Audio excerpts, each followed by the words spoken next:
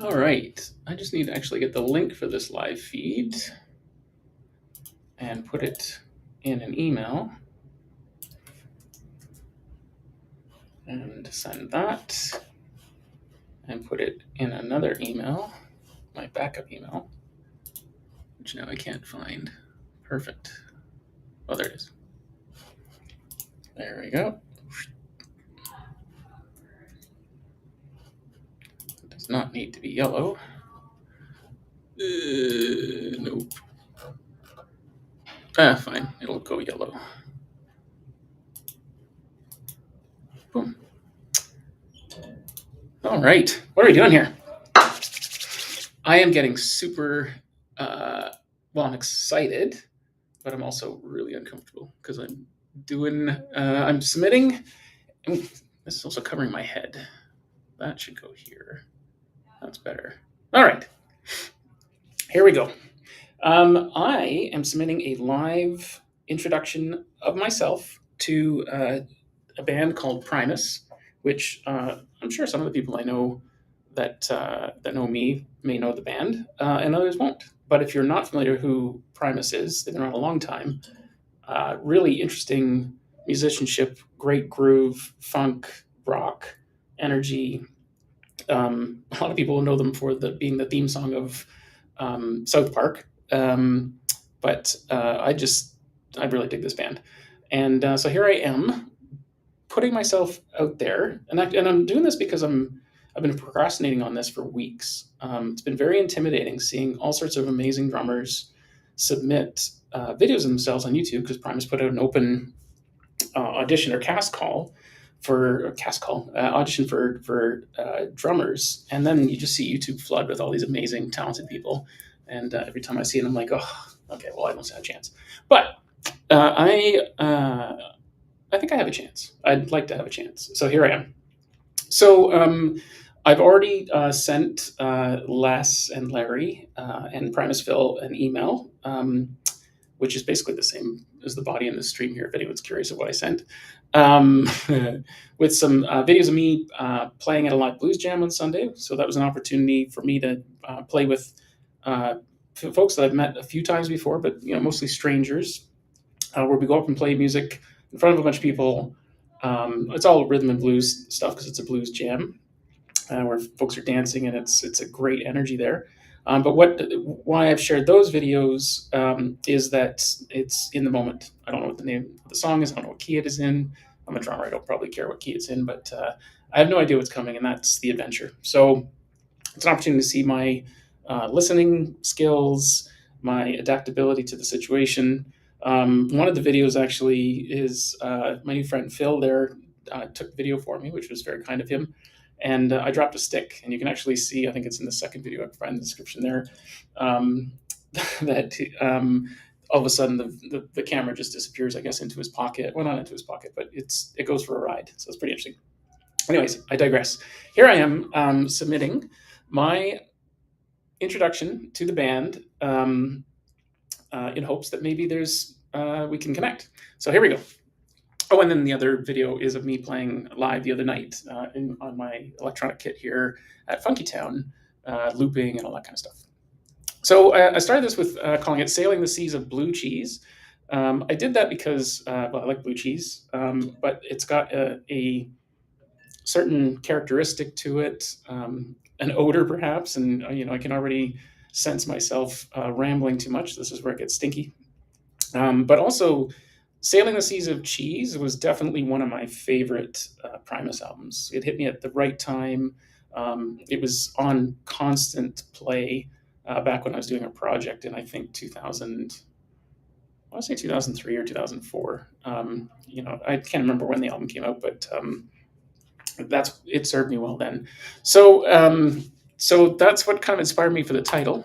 But really, what I'm here to do is introduce myself to the band and put my best foot forward, show that I'm a affable individual, that I have my life kind of in order. I kind of feel like I've been building to this moment, and of course, I can say that about a lot of people, I'm sure.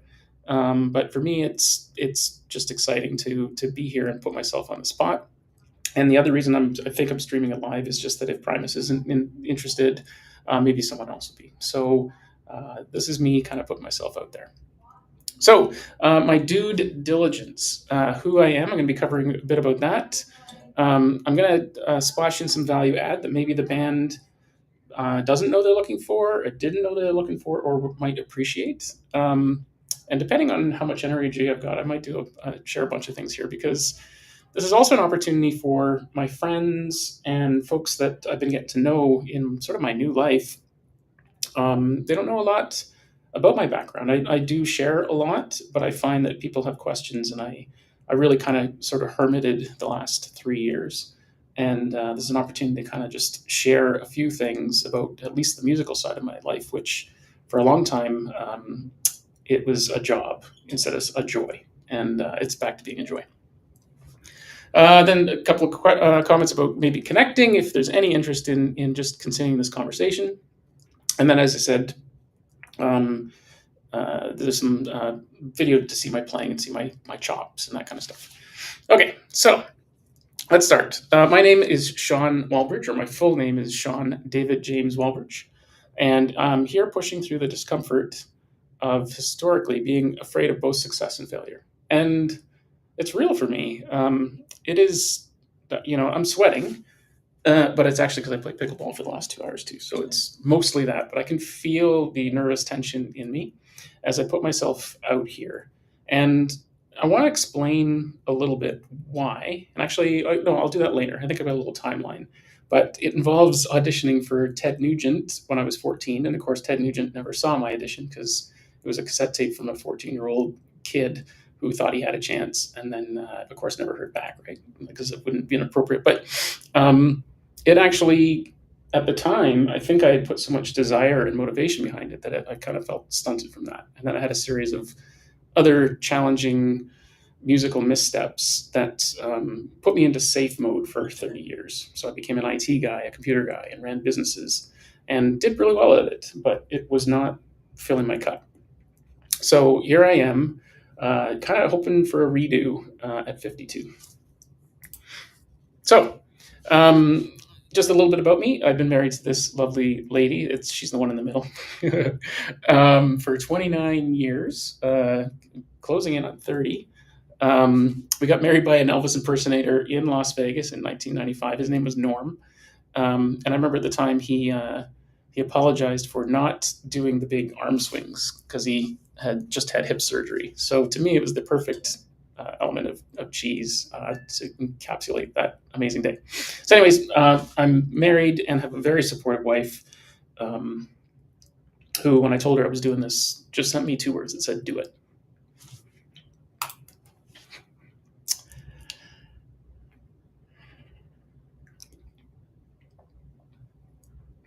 Okay. Sorry, just appreciating her. I've got 2 grown kids. Sam is 22, soon to be 23. Evan's 20. Aspiring bass player, by the way. He's really funky. Yeah, they live at home, but they've got their shit together. So I think the reason I'm just sharing that is that I have a family, I have a life here, but I now have flexibility. I've reached a point in my life where I can take this show on the road, and that's what I like to do. And part of the reason I can do that is that I have rejigged my life and the things that I do from being that guy that was always on call for everybody all the time in tech, both as an empathic human being, but also as a technologist, to someone that's reshaping his life to be flexible. And I've been using the word practicing retirement. And I get that question a lot from folks I'm playing pickleball with lately because I'm able to join them at 9 a.m. on a Monday. So they seem to think I'm retired. I am far from retirement. My financial situation and mistakes that I made, taking care of other people's needs instead of my own, caught up with me for a while, and I'm still working on that. But the good news from that is that what's the good news from that? I learned a lot, and I won't make those mistakes again. So I am building a life where I am practicing retirement. What does that mean? That means I'm trying to get everything in order financially and energetically so that I get up every day and I just love what I'm doing. It's not a job. So I'm about 80% of the way there. A few tweaks and things to do. But right now I have several businesses that I own with my wife. One is the place that I'm standing in right now. This is called Fünketown. It's a place of curiosity where we want to leave people better than we found them. So we have like sound healing things and yoga. We've had hypnotists, or not hypnotists. I'm a hypnotist, but we've had magicians here. We've had mediums. It's a really neat place where people are coming to heal and get re-energized. So that's Funky Town. I also own a computer consulting company with my wife that I'm very much not involved in anymore because this city burnt me out. It's tough doing business for government and always taking the high road. So I don't. I've taken a step back from that. So I still have this computer consulting business, and then well, I'll talk about it a bit later actually. But I also built a platform with some friends called Rockstar Bingo, and Rockstar Bingo is an online music bingo platform that's now in like I think 15 countries and is starting to get to the point where it's paying the bills, so that I can have a bit of flexibility in life. And I'll talk more about that in a minute. I got two cats, two dogs, and I generally refer to myself as a citizen scientist, the chief troublemaker, and certainly outside of music, when I'm working with people, I'm really excited about being an energy strategist because I don't really resonate with the word coach or mentor or any of those, but I do think I have some tips and tricks that I picked up along the way that I love to share with people in this next life adventure. So, yeah, so the other company I own is one called Rockstar Antics. And at the time, I just needed a name to put this platform called Rockstar Bingo. But when I look back, it's exactly been the correct name for me. I want to be a rock star. But when I say that, I don't mean groupies and blow. And I mean, I don't want to set an alarm. I want to get up in the morning when I'm ready to get up. And then I want to work with creative people and do cool stuff and travel. And so, I view myself as kind of a rock star, and these are or I'm trying to build a life of being a rock star in that sense. And these are the antics that I get up to. So it's kind of like my little incubator. So within that company, there's a bunch of products and platforms that I built, and some that I've kind of parked temporarily. But the main two were Rockstar Nights and Rockstar Bingo. So I thought I'd just take a second to explain these because I think it's interesting.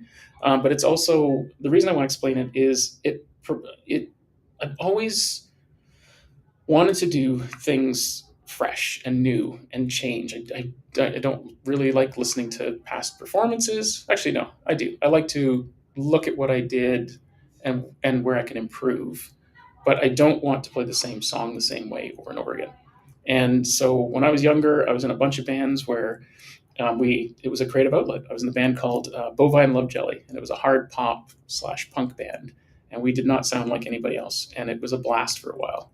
Some of the folks in the band were very challenging to work with, and that fizzled out. But that was probably the last time that I was in a original. Oh no, I was also in a band briefly called Big Muff, which is another fun band. But outside of that, I've been in cover bands for the last 20 years, playing with some really lovely, talented people, but playing a lot of Spinal Tap kind of gigs. You sure we're getting paid, but there's 20 people there and they're looking at their phones and going out for a smoke, and they're just not there to be part of the music. They're there because someone threw a party and they're supposed to go. So that's been very draining. But what I managed to do during COVID is work with some friends, these musicians, and we put together something called Rockstar Nights. And it was really at the time, it was my chase for variety. So Rockstar Nights is live band music bingo. So if you're not familiar with music bingo, and this is to Les Larry or anybody that's watching this, but music bingo is like playing regular bingo. Under the B, you didn't see a number, but music bingo is there's a song. So under the B, it might be Living on a Prayer by Bon Jovi.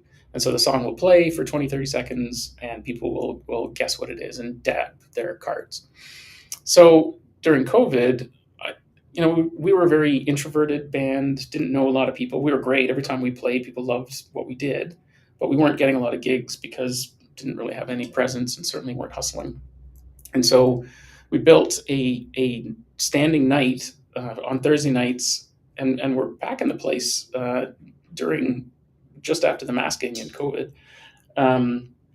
but we were playing music bingo with the crowd. So if you imagine like a piano bar where the piano player is engaging with the crowd. Well, we did that with music, 20, 30 seconds of a song, which also is just super exciting because, tempos change, parts change. We don't know where we're ending because we're playing the room. So we're making endings up on the spot. It was great for our chops and to build tightness. Anyways, that ended about a year ago. The venue there totally ripped me off and lost a lot of money. They didn't honor their part of the agreement, but it doesn't matter. So, anyways, Rockstar Nights was this amazing outlet for sharing music and connectivity with others and giving them a reason to sing along and play. And we also incorporated what we called "Can You Sing It Better," which was karaoke with a live band, which really went over well, anyways, as well too. So, why am I telling you that? I'm telling you that because it's part of something that I would be doing anyways, and or if I don't get this gig or another gig, that's probably what I'll put some more energy into. But we also built this Rockstar Bingo platform. So we built a paperless music bingo platform to support that, so people weren't shuffling paper around because during COVID, you didn't want to touch people's paper or their dabbers or anything. And it was a chance to innovate too. And we did some really interesting things. Matt has made some beautiful aspects of that game that I don't think I've seen elsewhere. And so, anyways, I'm just very excited about what that's doing.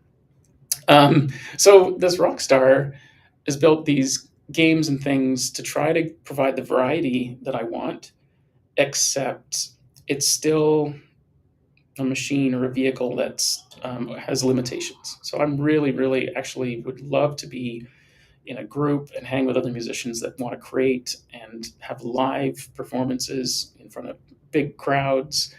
There's nothing that feeds my soul more than that.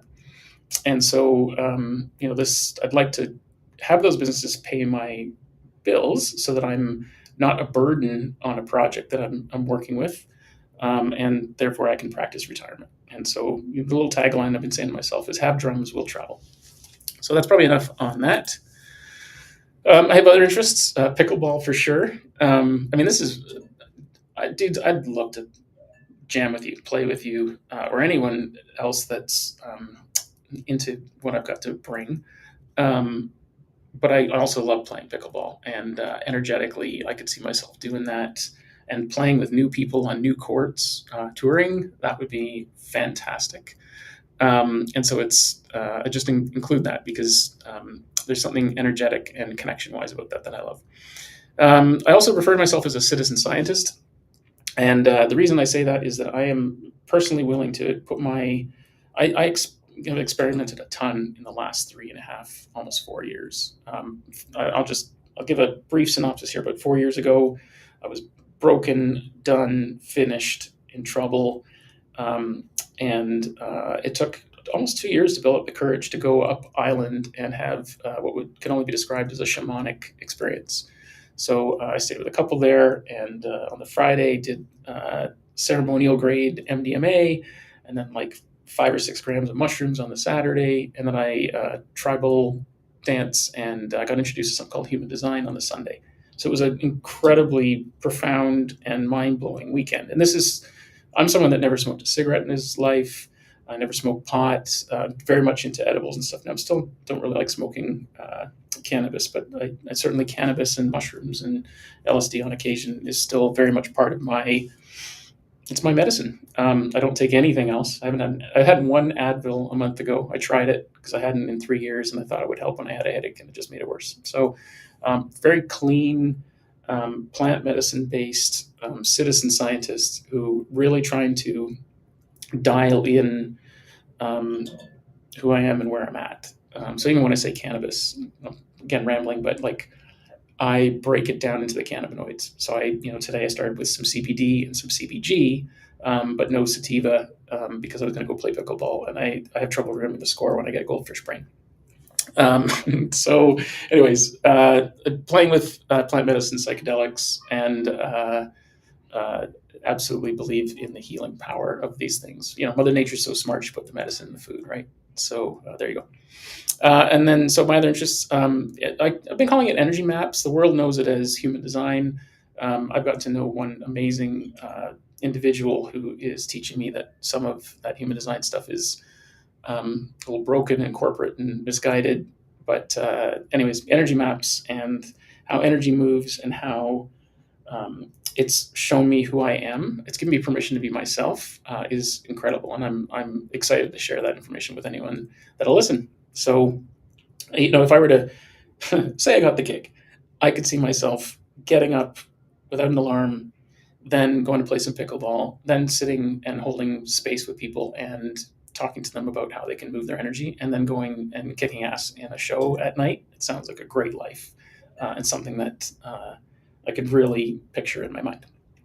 I'm also now second degree initiated in Reiki, with lineage back to Mrs. Tanaka, and that's again through my friend Eleanor, who's a very cool mystical woman, and I'm learning a ton about myself and everything through her. Big into yoga, or elements of yoga, and then recently have discovered the emotion code and the body code, which is an incredible healing modality that is pretty cool. And then I'm into sound bowls and tuning forks and also anything else that involves moving energy or feeling good in your body.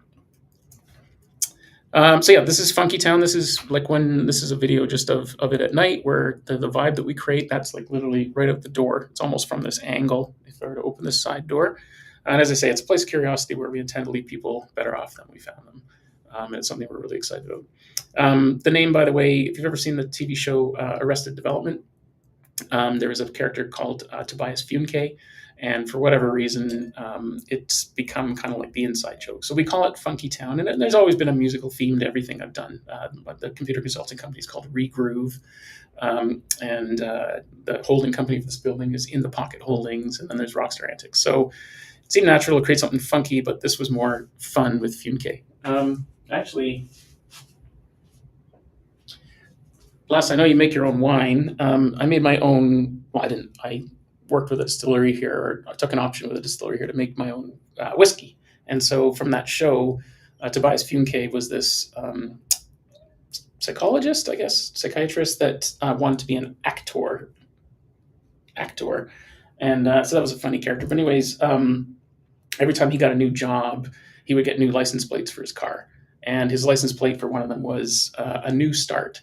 But of course, you can't fit that many letters in there, so he paraphrased it. Well, that's what I called my whiskey. So as you can see, a new start is a whiskey that I'd be happy to share with you sometime. Anyways, that's the inside joke over. So my drumming journey to date. This is where I think I'm sharing this because I need to get this out one more time. So you're going to hear it. And friends that may be wondering what my journey's been, this will provide a bit of background. So I think around age 6, I discovered the drums. I actually kind of recall sitting behind a drummer here in Victoria. I was living in Toronto, or grew up in Toronto, Mississauga actually. But I can remember sitting behind the drummer in a concert band here, and I think it was at Royal Roads here in Victoria. And Royal Roads has been an interesting place for me for many reasons over the years. But anyways, so discovered the drums. And I remember hitting anything like pillows and pots and pans and stuff.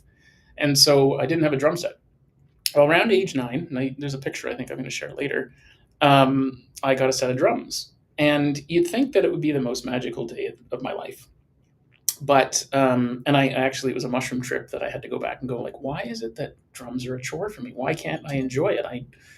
And today it's not a chore. I love it. I can feel it. I feel the vibration in my hands. I feel the wood and vibrating in the wood of the sticks. Like there's a tactile difference now of joy in my playing. But at age 9, here's what happened. Best intents by my parents. They want to surprise me with a drum set. And so I come home from school, and we had a exchange student at the house. His name was Ton or Norton, and he was from Brazil. And from what I understand from my parents, he was kind of a spoiled brat, but through the Rotary, or discovered he was kind of a spoiled brat. His family was quite wealthy, and he was quite entitled, and it doesn't matter. But he was staying in our house for a few months as an exchange student. I come home from school of this, and so he's kind of like my bigger brother, I guess is the picture I'm painting here. I come home from school, and he says, "You're in so much trouble. Go to your room. Your parents will deal with you when you get home." and they came home 3 hours later. Now, as a kid that was already sensitive, always trying to do the right thing, I in that mushroom experience, I remember just like 3 hours of terror. Like, oh my god, what did I do? I can't even think of what I did. So I must have done something, and so I'm basically in my room. I'm pretty sure bawling my eyes out, wondering what's coming. And then there's like, Sean, come on downstairs. And I come down the stairs, and my parents are sitting on the couch with a camera, like a Polaroid camera, to take a picture of me, to capture my surprise. And so in the picture, and I think I've got it here for later, you can see that there's joy, but you can also see my eyes are bloodshot. Like I was exhausted. So it's interesting, but like about a year ago, um, in a mushroom experience, I was just trying to tap into like, why did, like, even dragging the drums out of the cases was just like this. Ugh, do I have to do this? And yet I loved playing on stage so much. So I couldn't connect the dots until I connected it to that moment.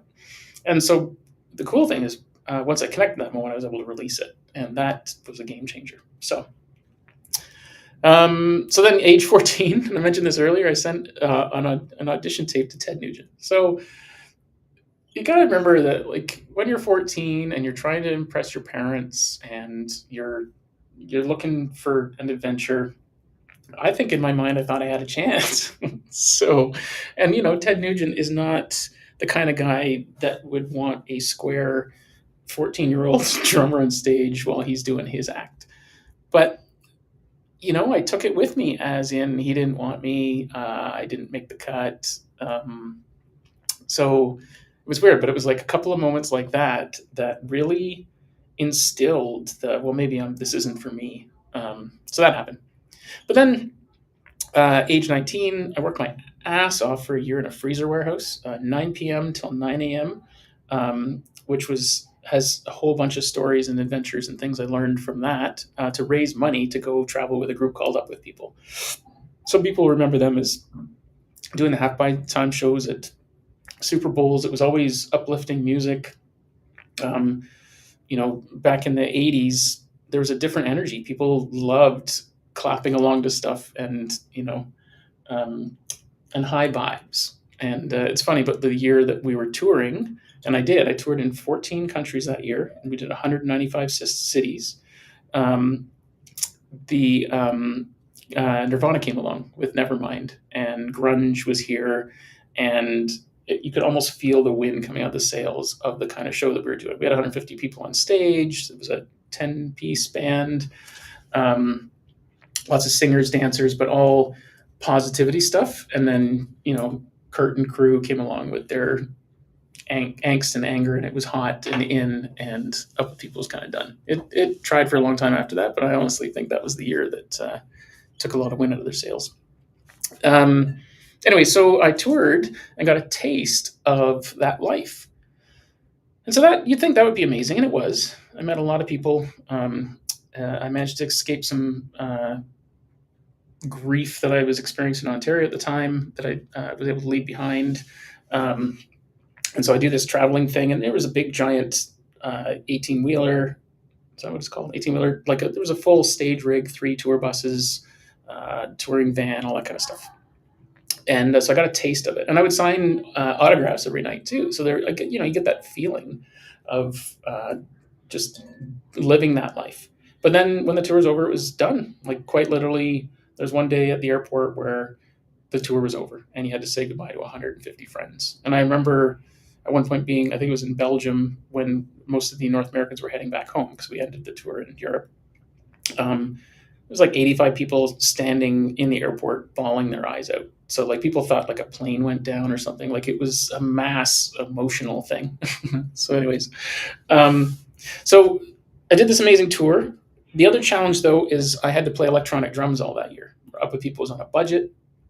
They needed reliable sounds. We had a sequencer with a floppy disk. Like, it was quite the thing at the time. And so I'm playing these awful electronics with giant sticks, like heavy metal, bigger than 5B sticks, and then heavy metal cymbals, because on a budget. I still was breaking cymbals that year, so I wasn't very popular with the budget department. But I basically lost a lot of feel during that thing too, because I was a really good sight reader earlier. I was playing in lots of gigs everywhere, whether it was jazz or big band or whatever at that time. And then I went and played electronics, but like a shitty electronic situation. So after a year of that, I came back and I just didn't have a lot of feel. And then I got an opportunity not long after to play on a cruise ship. So I actually had just met my wife, at the time, my girlfriend, Wendy.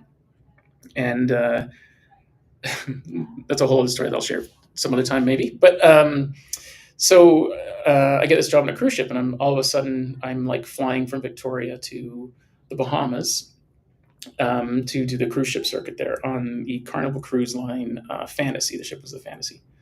And so this is in 1993, 93. And so I show up with my drum set within an hour and a half of getting on the ship and picking my drums up from Air Canada Cargo. I was on stage sight reading a 1.5 hour Broadway show. And then later that night, I think it was that night or the next night, I also then had to sight read a show. And my sight reading's shit these days, but I know that I knew how at one point. Ended up performing with Duke Daniels from the Platters. And that was just a cool experience where it was just like, holy shit, I'm able to do this.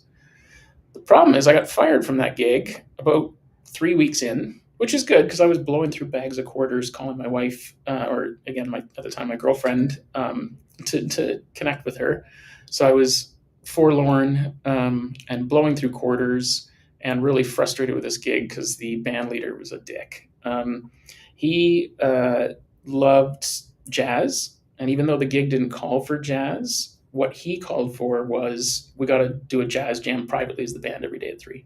And my jazz skills were shit. They've never been amazing.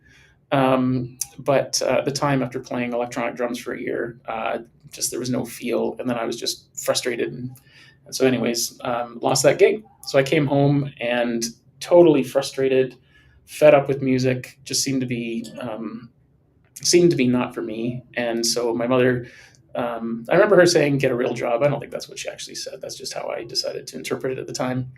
And so I went and went to school for a year. It's called GR Tech, and it was accounting with a bit of computers. But I loved the computer stuff, immediately latched onto it. And so because I was good at it, I ended up doing it for like 20 plus years. And the only music I got at that point was pretty much cover bands, which is fine, but not really satisfying. So then I built a computer consulting business. We were doing really well. And I was playing life safe and raised kids. And then around age 46, and by the way, at age 46, 47, I was 309 pounds at the time.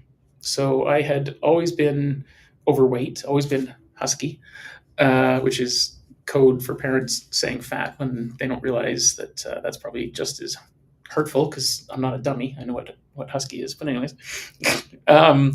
so I had some stomach surgery, which helped, and I lost about 110 pounds. And I've managed to keep it off since, little fluctuations. But I worked my ass off to change my life to be healthy. But around that same time, my best friend at the time, who's also in my will and the trustee of my kids, and was helping with our business, it turned out he was absolutely a narcissist, if not a sociopath. And he literally ran the business I had built over 15 years, almost into the ground in 4 months. All the while, with me being there talking to him, he somehow lit the fuck out of me, and it was awful. And so then recovered from that once he disappeared and moved to Cuba, and he's back in town in Victoria. Anyways, that's a whole thing. So where was I going with that? Probably doesn't matter. But yeah, a bunch of things happened, and it led to me trying to reset the life. But I tried to reset it doing the same thing. I still was trying to do IT. So I got that wrong for another 3 years. Then COVID came along, and I made a bunch of poor financial decisions, keeping people employed instead of laying them off. So basically putting their needs ahead of my own. And they all took higher paying jobs the second they can get them. So it really just lost hundreds of thousands of dollars for nothing. Lesson learned. So, but basically what happened is around 49, I had what's called my Chiron return, which is a lot of people call it a midlife crisis, but astrologically it is when it's kind of piss or get off the pot time. And it's interesting, but if you look at the astrology for me, it's within like, I go up island for that shamanic experience within like 2 weeks of my Chiron return. So, anyways, that turned me on to all this energy work and all these exciting things and amazing people that I've been meeting ever since. So I've been on this cool trajectory of learning who I am and what I want to do, and it's kind of accumulated to this point. No pressure, guys. You've probably maybe already picked your drummer, but it's accumulated or come to a point where if you won't have me, I'm hoping someone else will. So yeah. So yeah, then here I am setting this awkward presentation to Primus, and now we wait. So my drumming influences. Oh, there's me. That's, I don't know if I can. It'd be hard to zoom that in right now, but that's me passing the new drum set I got, putting on a display of being overjoyed, but that's not what was going on inside me. So drumming influences: Phil Gould, level 42. It's an early influence.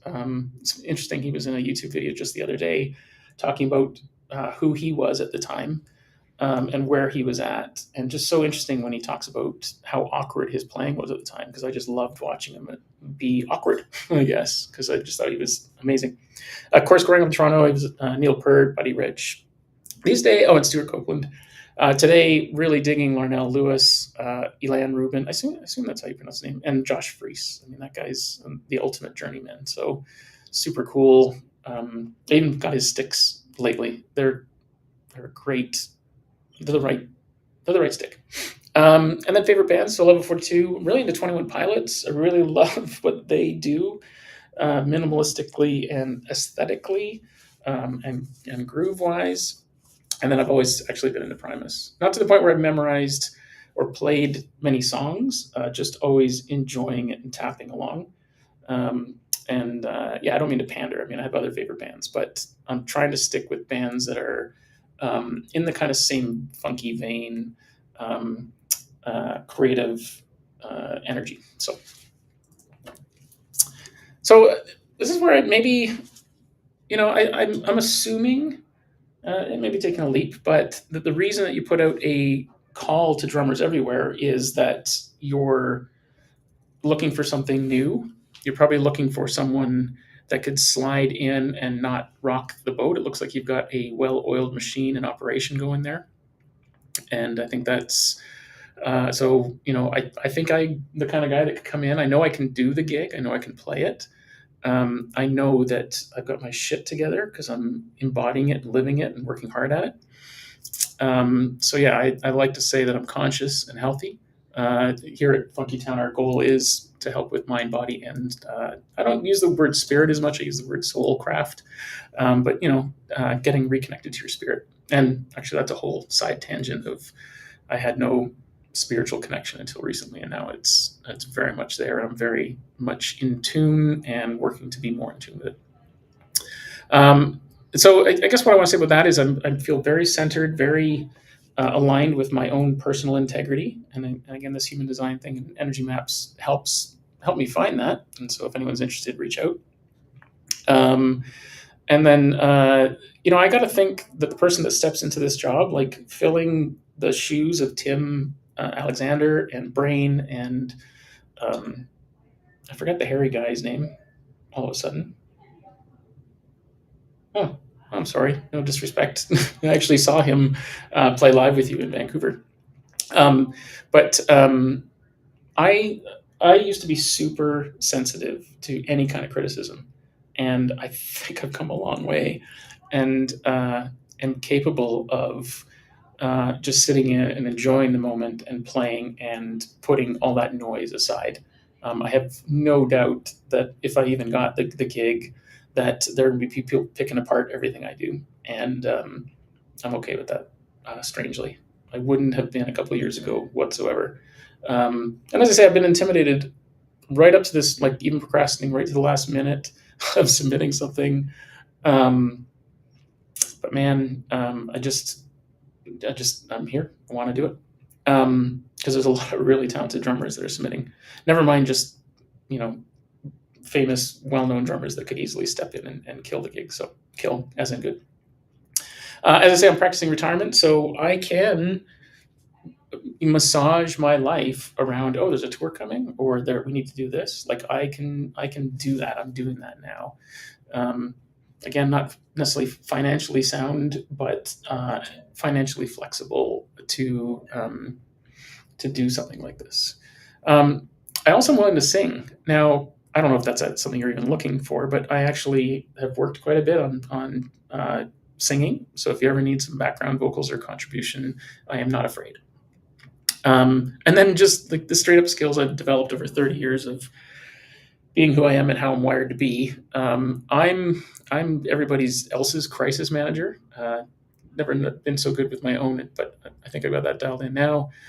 Tons of tech skills over the years, brand and marketing, being an entrepreneur and running businesses, and process and strategy. So I guess what I'm trying to say is I can contribute to the band and in lots of ways, and I would love to offer all of what I can bring if it helps. So yeah, next steps. I guess this is it. I've sent you the email with some links to some drumming. You've now received this, I hope. And I would love to connect anyways, even if you're not interested in me or my playing. I would love to know how you run an operation like Primus, right? Like, what does it take to plan something like that and keep putting, songs out there that people either receive or don't. Yeah, so I would just love to shoot the shit sometimes. So even if you just happen to come out to Western Canada, I'd love to buy you a beer. Yeah, and then so with or without you, one of my, because I can dream big. I don't know if you've been to the Sphere in Las Vegas, but I'm just gonna stand on my balance board because my back's hurting. Sorry, pardon me. Here we go. Balance board. So the Sphere in Las Vegas is this $4 billion round theater. So U2, I think, opened it. I think the Eagles are playing there right now. It's just this amazing place where like the outside of it is a screen, but inside is like the biggest screen in the world. Thousands of speakers that they can aim at people, and then they blow wind. It's like, so you can push an environment there. So, I think would be a great place to play, a great place to offer a really unique experience. And I guess I'm just sharing that here because if I were to like forecast something in the future of what would be a really neat gig to do, and again, if it's not Primus, it's like, find some way to use tuning forks and sound bowls and share rhythms that people feel in their bodies and could potentially heal. I mean, I've got 140 tuning forks. I've got astrology, human biology, the chakras, and the solfeggios, and I can literally kind of play someone's song with their design.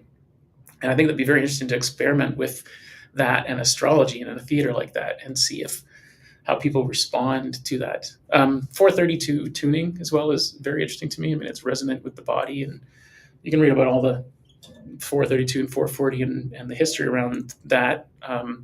But 432 is where it's at, I think, in the future. So is that it? Yeah. So with that, often when I don't have anything more to say, I just say thank you. And I have nothing more to say. Here's a bunny with a pancake on its head. I guess I'm tapped out. Do I have more to add? No. Okay. Here we go. Putting it out into the universe. Primus, if you're interested, give me a call. Any other band, if Primus doesn't call, you got a sense of where I'm at. For me, it's got to be funky. It's got to be energetic. It's got to be unique. and willing to move and shift. I'm ready to play drums and travel. I'm ready to make a contribution in every city that I visit, because that's what I want to do, is not set an alarm, play some pickleball, meet some people, possibly even help um, shift their consciousness using energy work, and then do the same thing playing live. In fact, when I play live or do the blues jams, I actually do my Reiki symbols, my absentee Reiki symbols, before I go on stage, with the intention of I'm going to emit this chi, this prana, this energy as part of my playing, and try to change the vibe in the room. So I would love to do that on a grander scale. So with that, I am going to end this. Wish me luck.